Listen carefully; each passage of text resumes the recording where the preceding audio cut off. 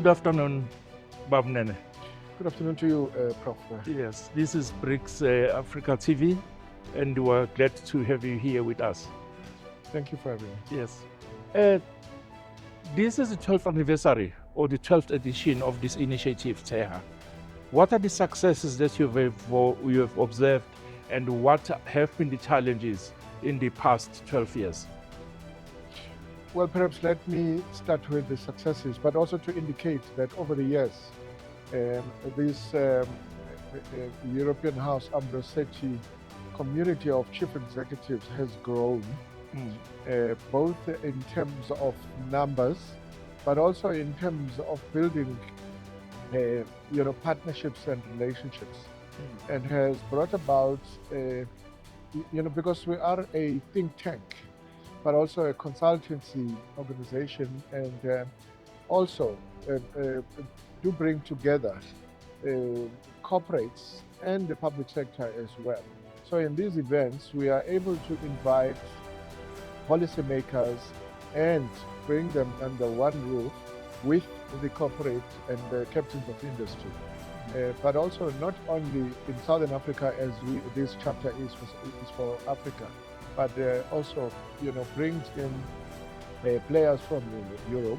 It brings in players from the neighboring countries as we host it in South Africa, and a lot of transactions have actually come through as a result of this engagement.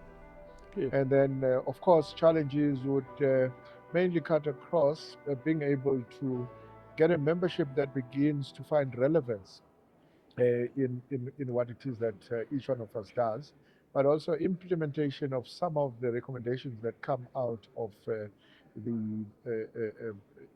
engagements that we have, because at the end of the day, they're not worth the paper they are written on, or the engagement in itself that has been a costly exercise if it doesn't translate into meaningful transactions. With the South African presidents of the G20 and South Africa hosting the G20, what is the value add to this initiative from the G20? Because it's obvious we know how the G20 add value to many other aspects of industry and economy in South Africa. But specifically to this initiative, what is the value add of the G20? Yeah, so being on the margins of the G20 for us, we are here in order to provide that platform, because at the end of the day, when all is said and done, as I indicated earlier, that we would want to see all of these engagements and all of these discussions translating into meaningful business transactions that would actually create investment opportunities, but also that would create employment for people and deal with the issues. And South Africa's, as you know, South Africa has a theme that encompasses the three pillars of solidarity, equality, and sustainability. And we are here to provide that platform then for policymakers and industry players to be able to get together to find ways of putting together implementation programs for whatever is being discussed. And I'm very excited about it. We just came out of the kickoff lunch with the Minister of Women, Youth and Persons with Disabilities, where working with the European House of Ambrosetti, our team has put together an observatory, whose genesis is in Italy's presidency back in 2021, to map and track the performance of various countries, G20 countries, in the implementation of women empowerment across the three pillars of the care economy, women inclusion, and addressing the issues of gender-based violence and empowering disabled persons. Yes, having mentioned all those sectors, Bab Nene, there is one point which seemed to be lacking. Does TEHA have instruments in place? Because one of the crises we have in South Africa is youth unemployment. So in these initiatives and these projects that are put together, is there any opportunity for TEHA also to cater for parts of getting rid of youth unemployment? Look, TEHA as a think tank ours is to provide a platform for all the relevant stakeholders and players to be able to execute on those. And it's for that reason that our research also, it gets presented, our chief executive, among other things he said when he was presenting now to the youth ministry, to the women and youth ministry, was that we actually cannot manage what you cannot measure.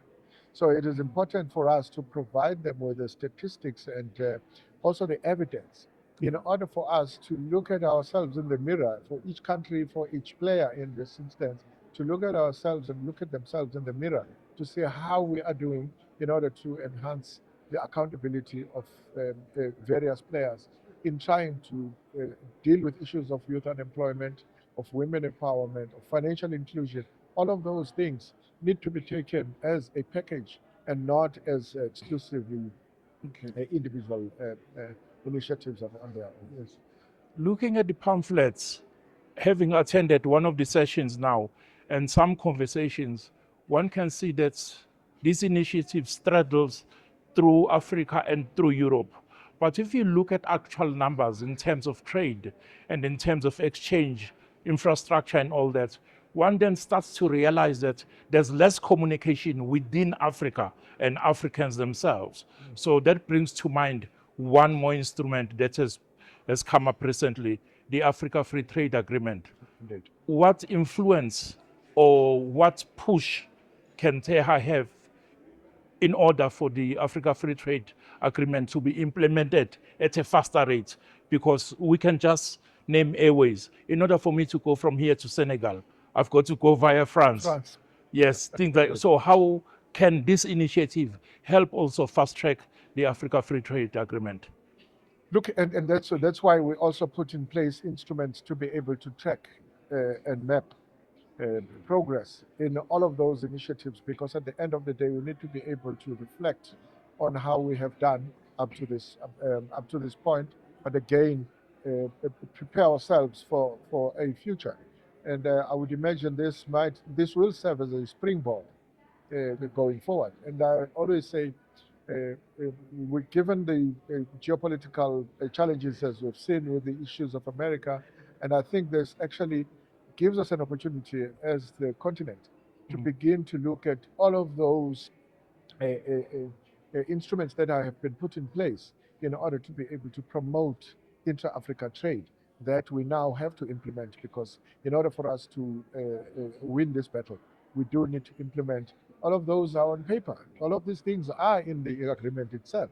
Yes. It's just a matter of implementation. Yes. And I would imagine this actually might give us an opportunity. And I've said, if we have the presidency of the G20 in South Africa, which most of us have tended to actually call, it's not South Africa hosting here, it's Africa that is hosting. It provides us with an opportunity to change things around and to move with speed and with resolve in order to be able to catch on some of those low-hanging fruits like infrastructure. You mentioned the issue of the travel to African countries, where you actually have to step out of the continent in order to actually go to other countries. All of those things, they require a strong investment in infrastructure, and that investment will address all the economic challenges and the social challenges that we have of unemployment, of creating ease of movement of goods and services across and among our countries. Yes. Not in closing our interview, but the way forward, what is the way forward you see after this 12th anniversary? What are the working missions, and what is the resolution that you would like to see being taken after this, at the end of this event? Well, I think we should give meaning to all the three pillars of South Africa's presidency. When we talk sustainability, when we talk investment in infrastructure, it is precisely because we want sustainable development in our continent. When we talk solidarity, again, it is giving meaning to the AFCFTA, as we mentioned, that as African states and countries, we need to work together. And equality is indeed an important one because, as we said in the women, there is no equality also without the empowerment of women. And you've also mentioned the issue of youth employment. So I think we should just give meaning to South Africa's thematic call to equality, solidarity, and sustainability. Okay. In closing remarks, what does Nene have to say to the youth today? Young people, the future is theirs. They actually need to grab every opportunity with both hands, because at the end of the day, we are not going to do it for them. We can only provide and create a conducive environment for them in order to be able to take charge of the future that is entirely theirs. With those words, thank you very much, Nene. My pleasure. Pleasure, Baba. Thank you.